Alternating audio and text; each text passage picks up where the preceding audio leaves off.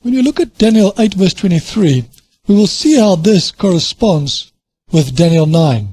And we'll just briefly look again at the same verse when we see later in Daniel 9 and also in the next seminar explaining the times and seasons, how all these things actually fit together and also give us a time period of how far we are from the arrival of the Antichrist. Daniel 8:23 says, "And at the latter end of their kingdom, when the transgressors or the apostate Jews have reached the fullness of their wickedness, taxing the limits of God's mercy, a fierce king, a king of fierce countenance and understanding dark trickery and craftiness will stand up. And his power shall be mighty, but not by his own power, and that is by the power of Satan. He shall corrupt and destroy astonishingly, and shall prosper and do his own pleasure. And he shall corrupt and destroy the mighty men and the holy people and the people of the saints." We see that the scripture is telling us when sinners reach their fullness, when they have taxed the limits of God's mercy to its fullness. We will see in Daniel chapter 9, it says, when the abomination of desolation come, at the wing or the pinnacle of the abomination, that is when sinners reached its fullness, then shall arise a king of fierce countenance. This is very important to understand. When we look at the next part, which we will explain about the prince of the covenant, then will arise a prince or a king with fierce countenance. The word for fierce countenance is very strong and a hard-looking face. In Afrikaans, 'n hart van aangesig en wat listige streke verstaan. Or in the NIV, stern-faced king. So we see that God is even identifying the features of this king, that we may know when he arrives that it is him, because he has a very stern face, a very hard and a very fierce face. We have seen thus far that a goat having one horn will come jumping out of the west across the face of the whole earth without touching the earth. Now this is very important to understand. When we will reveal to what Yeshua had revealed to us, who this is and how that which was prophesied actually are being fulfilled. In Isaiah 23 verse 13, Isaiah prophesied and said, "Look at the land of the Chaldeans, that people, and not the Assyrians, designed and assigned Tyre for the wild beasts, and those who previously dwelled in the wilderness. And they set up their siege works, and they overthrew its palaces. They made it a ruin. Howl, you ships of Tarshish, for your strongholds of Tyre is laid waste. Your strength has been destroyed. And in that day Tyre will be in obscurity and forgotten for 70 years, according to the days of one dynasty." The prophet Isaiah prophesied about how the land of the Chaldeans, they will not assign to Tyre for wild beasts, and how Tyre will be overthrown, and how she came to an end, and she would be lying in obscurity and be hidden and forgotten for a period of 70 years. We will now look at the history of who is Tyre and what would happen and how long is a period of 70 years. Tyre was lying towards the northwest of Israel. And if we look northwest of Israel, the country that lies far away from there is North America. North America is also, when we will see in the seminar of the Abrahamic covenant, we will see that Ephraim and Manasseh, the two tribes of Israel, actually went and found their final destination in North and South America. So a period of 70 years would lapse before North America would arise and come to the scene. And we will now see, according to history, how that has happened. The prophet continuing prophesying about Tyre, saying, "After the end of 70 years will Tyre sing as a harlot who has been forgotten, but again attract her lovers, and take up a harp, go about the city, forgotten harlot, play skillfully and make sweet melody, sing many songs, that you may be remembered. And after the end of 70 years, the Lord will remember Tyre, and she will return to her hire, and will play the harlot, resume her commerce with all the kingdoms of the world on the face of the earth. But her gain and her hire, the profit of Tyre's new prosperity, will be dedicated to the Lord eventually, and will not be treasured or stored up. For her gain will be used for those who would dwell in the presence of the Lord, the ministers, that they may eat sufficiently and have durable and stately clothing suitable for those who minister at God's altar." The prophet prophesied what would happen after 70 years of Tyre having been in obscurity or forgotten, how she would start to attract her lovers to her again, how she would start to play the harlot again, and how she would resume her commerce, resume her dealing and trading with the rest of the kingdoms of the world on the whole face of the earth.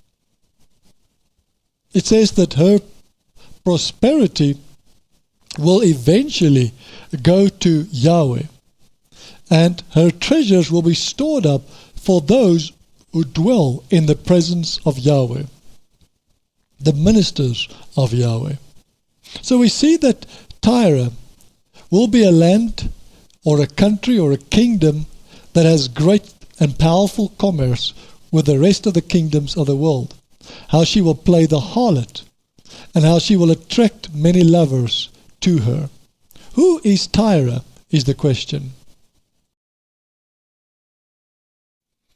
In 1 Kings chapter 11 verse 35 is the recorded history of what happened to the 10 tribes and how they were scattered all over the earth. In verse 35 it says, "But I will take the kingdom out of his son's hand, and will give it to you, the 10 tribes. Yet to his son I will give one tribe, that David my servant may always have a light before me in Jerusalem, the city where I have chosen to put my name. And I will take you, and you shall reign according to all that your soul desires, and you shall be king over Israel."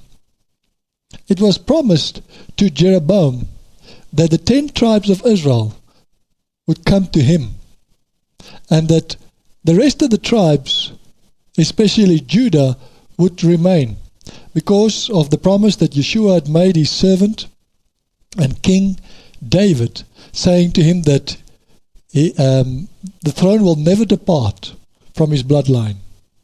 Thus Yeshua came out of the tribe of Judah. It was promised to Jeroboam that he would reign over the house of Israel, and that he would reign over everything that his soul desire. And we know that Jeroboam, after the 10 tribes came to him, wanted not to lose that their alliance and their loyalty to him, because there was a command given that they should go back to Jerusalem to worship there 3 times a year and to keep the feasts of Yahweh. And in order to stop them from going back, and because of his fear of losing their alliance, he changed their days of worship and their places of where they could keep their feasts. And he told them that they should keep their feasts here in this area, which is today called Samaria. So from the time that David had sinned against Yahweh, Yahweh said to him that he will not punish him in his generation, but in his generation coming after him. And his son was born Solomon. And the kingdom was torn away from Solomon. 2 tribes went towards the south, while the 10 tribes went towards the north. So from 722 BC, the Davidic kingdom was divided.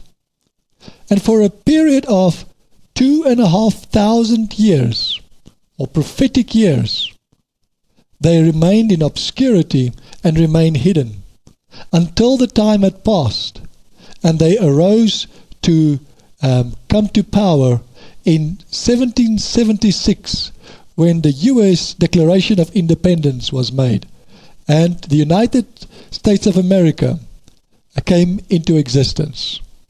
So a period of 70 prophetic years they remained in captivity until they came to independence. This is very important to remember, to see how Tyre had to remain in obscurity for 70 prophetic years.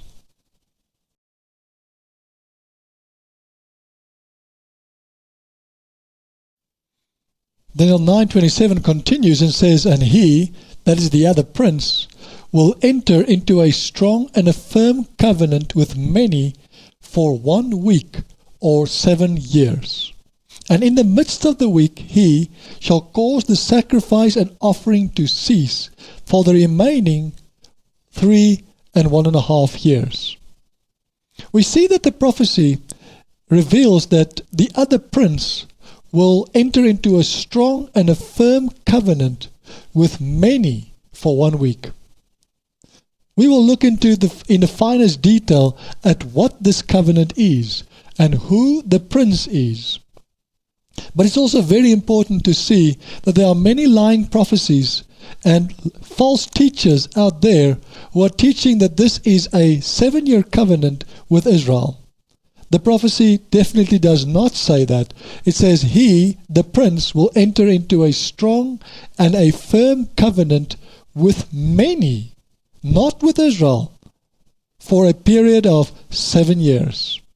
So many have been waiting for a peace treaty between Palestine and with Israel, and they will all be missing the point. As a matter of fact, this prophecy has already started, and we will now prove it in the finest detail in the next 2 seminars, proving both the time as well as what the covenant is in this seminar. It says, in the midst of this 7-year period or week, he will cause the sacrifice and the offering to cease for the remaining 3.5 years. Then it says, upon the wing or the pinnacle of abominations shall come one who makes desolate, until the full determined end is poured out on the desolator. Now this is something that I must reveal to you, that there is no way that I could have understood it by my own knowledge or by my own way of studying the scriptures. Yeshua, through that which he has revealed to us and the signs that he has shown us in the heavens, after many years, gave me understanding that the Prince of the Covenant and the one who makes desolate are 2 different persons. And we will see in this seminar clearly why these are 2 different persons. We have already seen in the former teaching that when the sinners have taxed God's grace and his mercy to the limit, then shall come one who is a king of dark trickery. Here, this is very clear that says, upon the wing or the pinnacle of abomination shall come one who makes desolate, until the full determined end is poured out on the desolator. So the one that comes is called the desolator, but he is not the prince who makes the covenant. But now it's very important to first find out who is the other prince who would make a 7-year covenant with many. On the 12th of March 2002, which was the second day of the preparation for the 40-day fast. As we were going to a place of prayer, we went to a mountain to pray. When we came there, signs started appearing to both of us in the sky. We saw a large peacock having the wings of an eagle that appeared in the sky. Then again we looked and another sign appeared to us. We saw how there was two birds hanging just above one another. And then Yeshua changed the sign of the two birds, and it became the sign, or it became the picture of a DC-10 that was refueling the B-52 Stratofortress bomber. We were amazed when we saw these signs. But what was Yeshua actually trying to say to us? We'll see in the next slide, after this, how Yeshua explained on the next day, explained to us what this vision actually meant. But we know that the wings of an eagle, the country that has its insignia as the wings of an eagle, is the United States of America. The B-52 Stratofortress bomber is also technology that's been used by the United States of America. This specific aeroplane flies high above the atmosphere and has the ability to carry nuclear bombs. The reason it's being it's refueled in the sky is so that it doesn't need to land. If there is no country which is peaceful with the United States and the airplane cannot land so that it could be refueled, all they do is they send up a DC-10 to refuel the B-52 bomber, and it can continue on its mission without landing. But what was Yeshua really trying to explain to us? After these signs appeared to us, also on the 12th of March 2002, other signs started appearing to both of us while we were looking into the heavens. We saw a sign of a beast or a bison that appeared in the sky. And then a crocodile came and prostituted itself with the beast. We saw then how after it prostituted itself, that the beast devoured the crocodile. And then the beast, or the bison, gave birth to a man having two arms that grew like vines. So out of the belly of the beast came a man. We saw how the two arms, which was like vines, came forth, and they grew towards the extents of the earth. One towards the west and the other one towards the east. After this, other signs also appeared.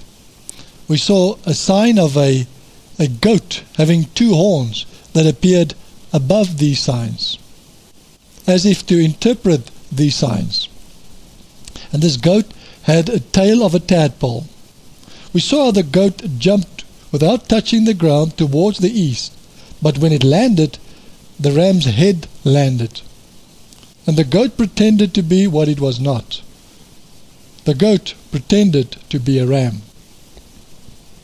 Yeshua used these symbols to explain very profound and clear prophecy, explaining all that the prophets have prophesied. The beast or the bison is a sign for the country of the United States of America. The crocodile is a sign for the country of Egypt. For the crocodile is the national symbol, in a way, of always thinking about the Nile crocodile.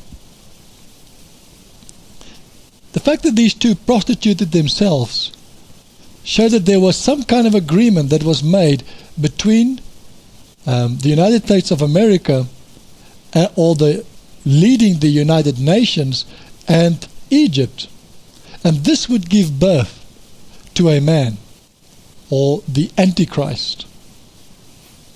And when he is born, His two arms would grow like vines into all the earth, one towards the east and towards the Muslim nations, and another towards the west, towards the United States of America, and also specifically towards South America.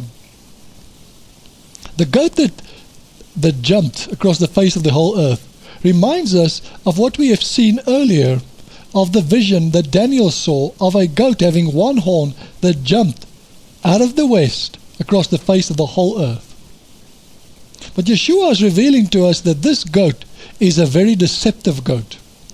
The fact that it has the tail of a tadpole, which is a small frog or a frog in development, proves that Yeshua is saying that through very deceptive and trickery and plans, this goat will try to deceive the nations of the East, pretending to be their friend when he is actually an enemy.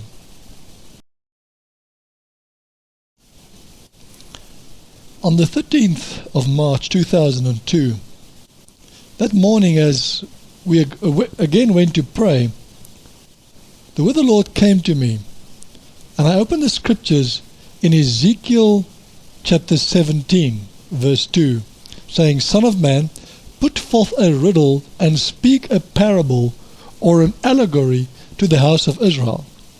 Thus says the Lord God, a great eagle, Nebuchadnezzar, with great wings and long pinions, rich in feathers of various colors, came to Lebanon and took the top of the cedar tree. He broke off the topmost of its young twigs, the youthful king, Joachim, and carried it into a land of trade, Babylon, and he set it in a city of merchants. He took also of the seedlings of the land, Zedekiah, one of the native royal family, and planted in fertile soil and a fruitful field. He placed it beside abundant waters and set it as a willow tree to succeed Zedekiah's nephew, Joachim in Judah, as vassal king. And it grew and became a spreading vine of low, non-Davidic stature, whose branches turned in submission towards him, and its roots remained under and subject to the king of Babylon. So it became a vine and brought forth branches and shot forth leafy twigs.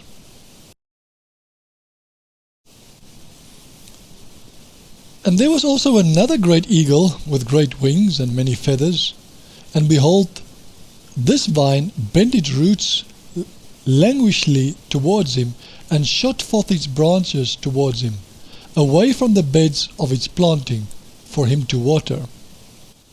Though it was planted in good soil, where water was plentiful for it to produce leaves and to bear fruit, it was transplanted, that it might become a splendid vine. Thus says the Lord God, Ask, will it thrive? Will he, the insulted Nebuchadnezzar, not pluck up its roots and strip off its fruit, so that all the fresh sprouting leaves will wither? Will it not take a strong man or many people to pluck it up by its roots, totally ending its existence? Yes, behold, though transplanted, will it prosper? Will it not utterly wither when the east wind touches it? It will wither in the furrows and beds where it sprouted and grew. The prophet Ezekiel was given a riddle by Yahweh. And Yahweh said that he must ask a parable or a riddle to the people. And the riddle that he must ask, he says, there was a great eagle with great wings and long pinions, rich feathers of various colors. Now we know that the peacock is a beautiful bird with beautiful feathers of various colors. So Yahweh is actually speaking about the pride of this nation of Nebuchadnezzar. we have seen in the former signs that Yeshua actually reveals who this proud peacock Nebuchadnezzar actually is by giving it 2 wings like an eagle, which is the Babylonian wings, but is also the sign of the United States of America. It says, this great eagle came to Lebanon, or to the area of Israel and that whole area, and took the top of the cedar tree. It means he took some of their leaders, and he broke off the top of its young twigs, the youthful Joachim, and carried it to a land of trade, to Babylon. So what happened in history was that Nebuchadnezzar sent his commander, and he took Joachim captive, and he brought him to Babylon. Then he left behind one of his seedlings, which was Zedekiah, one of the native royal family, and planted in a fertile soil and a fruitful field. So he left Zedekiah to look after the land for him, although he was supposed to be submissive to the king of Babylon. He says he took him and he placed him beside abundant waters, and set it as a willow tree to succeed Zedekiah's nephew Joachim in Judah as vassal king. So he replaced the former king by a new king, and putting a new king in his place. We see that Yeshua reveals how the beast, or Nebuchadnezzar, which is the United States of America, will commit fornication with a crocodile, which is Egypt. We know what happened in the time of Israel. After Joachim was taken into captivity, Zedekiah became unfaithful to Nebuchadnezzar and to the promise that he made to Babylon. He went to Egypt, and he made an agreement with Egypt so that he would fight with him against Babylon. Now what happens here is Yeshua is revealing that how they will break the agreement that was between them.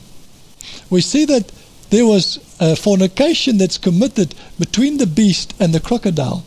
There was an agreement made between them. And when he breaks this agreement, just like Israel broke the agreement in those days, it will cause his destruction. We see that the beast devoured the crocodile. Yahweh asks a question, and he says, will this vine, will it thrive? Will it actually succeed in what it is doing? We know that after this king Zedekiah was placed in his position, he says he brought forth vines, and he grew and shot forth leafy twigs. Yeshua reveals to us that this agreement between the beast and the crocodile will cause the birth of the Antichrist. What happened in that time? Zedekiah, being unfaithful, caused the king of Babylon to become very angry and to send his general back to besiege Jerusalem and to take captive Zedekiah and the whole royal family, who tried to run away, hiding or trying to get away through a hole in the wall. And they were captured. They were brought to Babylon, and there they were killed. All his seed, his children from the royal family, were killed, and his own eyes, Zedekiah's eyes, were burnt out, so that he would not be able to see again. Yeshua told Ezekiel to pose a riddle to the people, which was not only for the time of what Zedekiah would do, being unfaithful to Babylon, but Yeshua reveals through these signs in the heavens that again Egypt will be unfaithful to America, and this will cause their overthrow or their destruction. We know what has happened right now is that the king of Egypt, or the president of Egypt, was removed, and a new vassal king is put in his place.